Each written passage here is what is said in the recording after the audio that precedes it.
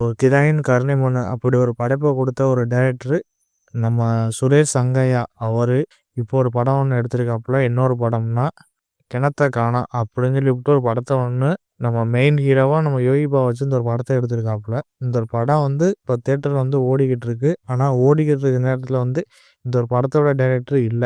போன வருஷம் நவம்பர் மாசம் இறந்திருக்காப்புல.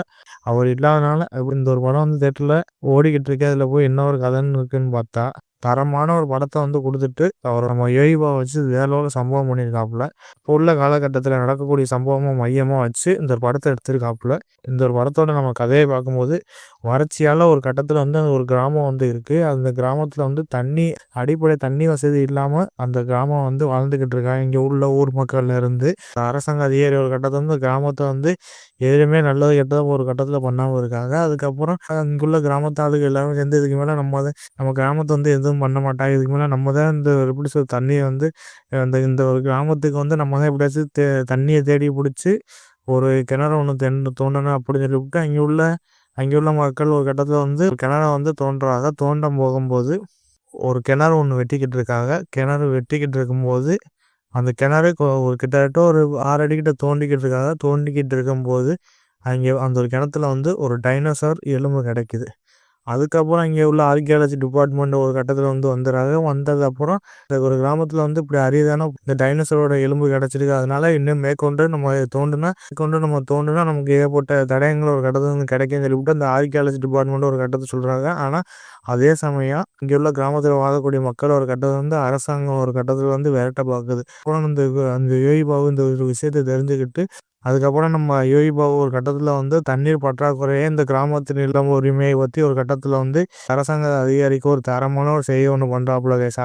அதே இந்த படத்தோட ஒரு கதையாக இருந்துச்சு. அதை பார்க்கும்போது தண்ணி பிரச்சனையை வச்சு அழகாக பேசியிருப்பாங்க. அதை பார்க்கும்போது அங்கே உள்ள அரசாங்க அதிகாரி எல்லாமே பண்ணணும். அந்த ஒரு கிராமத்தில் எந்த ஒரு அடிப்படை வசதி இல்லாமல் அந்த அரசாங்கம் ஒரு கட்டத்தை செயல்படுறத நம்ம டைரக்டர் நம்ம சுரேஷ் சங்கையா அவர் இந்த ஒரு படத்தில் வேற ஒரு சம்பவம் ஒன்று பண்ணியிருக்காப்புல. அதை பார்க்கும்போது லாஸ்ட்டாக ஒரு ட்விஸ்ட் ஒன்று இருக்குது. அந்த ட்விஸ்ட்டை நம்ம எதிர்பார்த்துருக்கவே மாட்டோம். தக்காளி தாறுமாறான ஒரு ட்விஸ்ட் ஒன்று வச்சுட்டு போயிருப்பாங்க. அதை பார்க்கும்போது இந்த ஒரு படத்தில் கொஞ்சம் நமக்கு முகம் தெரிஞ்ச கிட்டத்தட்ட ஒரு 7 பேர் ஒரு கட்டத்தில் நடிக்கக்கூடிய கேரக்டராக வச்சுருப்பாங்க. ஆனால் மித்தபடி அங்கே உள்ள வாழக்கூடிய மக்களை வச்சு நம்ம அந்த டைரக்டர் அந்த படத்தை பண்ணியிருக்காப்புல. அந்த கிராமத்தில் வசிக்கக்கூடிய மக்களை ஒரு கட்டத்தில் இந்த டைரக்டர் நடிக்க வச்சிருப்பாப்புல. அதை பார்க்கும்போது இங்கே பண்ணுற காமெடியிலேருந்து எல்லாம் பார்க்குறதுக்கு தரமான எல்லாமே நீட்டாக அழகாக ஒர்க் அவுட் ஆகுது. அந்த காமெடி சீன்லாம் அதை பார்க்கும்போது எல்லாமே ரசிக்கும்படியாகவும் இருந்துச்சு. மித்தபடி இந்த ஒரு படத்தில் மெயினாக நம்ம சொல்ல வேண்டியது யோகி பாபு.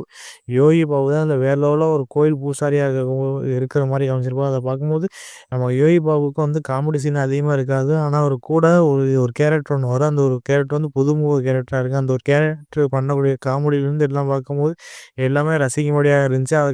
அதுக்கப்புறம் நம்ம 2 கேரக்டர் காமிச்சிருப்போம். 2 கேரக்டர் நல்ல ஒரு காமெடியான அரசியல் கலந்த ஒரு காமெடிலாம் சொல்லுவாங்க. அதெல்லாம் பார்க்கும்போது எல்லாமே ரசிக்கும்படியாக இருந்துச்சு. கண்டிப்பாக இந்த ஒரு படம் தியேட்டரில் ஒரு மஸ்ட் வாட்சான ஒரு ஃபிலிமு. கண்டிப்பாக அந்த ஒரு படத்தை மிஸ் பண்ணாதீங்க கைஸ். ஏன்னா இந்த ஒரு படத்தில் நம்ம பார்க்கும்போது மெயினாக காமெடி சீன் ஒன்று வச்சுருப்பாங்க. ஆனால் அந்த காமெடி சீன் கிட்டத்தட்ட நம்ம பார்க்குறதுக்கு ஒரு கட்டத்தில் சிரிக்கிற மாதிரியும் சிந்திக்கிற மாதிரியும் அந்த டைலாக்லாம் எல்லாமே இருக்குது. அதெல்லாம் பார்க்கும்போது எல்லாமே ரசிக்கும்படியாக இருந்துச்சு. கண்டிப்பாக சுரேஷ் சங்கையா ஒரு கட்டத்தில் நம்ம பாராட்டியே ஆகணும். ஒரு கிடாயின் கருணை மனுக்கு அடுத்து நம்ம கிணத்த காணோம் அப்படின்னு சொல்லிவிட்டு இந்த படத்தை மெயினாக இந்த படத்தை எடுத்து வச்சிருக்காப்புல. கண்டிப்பாக இந்த படத்தை தியேட்டரில் போய் உட்காந்து பாருங்க. ஏன்னா இந்த படம் அவருக்கு நம்ம ஒரு எப்படி சொல்றது ஒரு அஞ்சலி செலுத்துகிற மாதிரி இந்த படத்தை பார்த்து நம்ம பாராட்டியே ஆகணுங்க. கண்டிப்பாக இந்த படத்தை மிஸ் பண்ணாதீங்க.